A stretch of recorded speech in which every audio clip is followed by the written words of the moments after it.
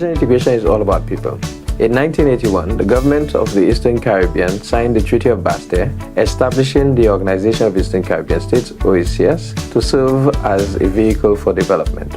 Following nearly 3 decades of cooperation in mutual areas such as education, health, and diplomacy, in 2010, the OECS embarked on a new journey through the establishment of the Eastern Caribbean Economic Union.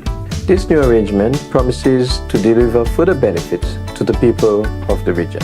To date, we are happy to report that the OECS integration movement has delivered numerous benefits to the people, including hassle-free travel through the use of a photo ID, greater access to employment through the elimination of work permits, indefinite stay upon arrival, access to social services throughout the member states, and a strong and common currency exists through the Eastern Caribbean Currency Union.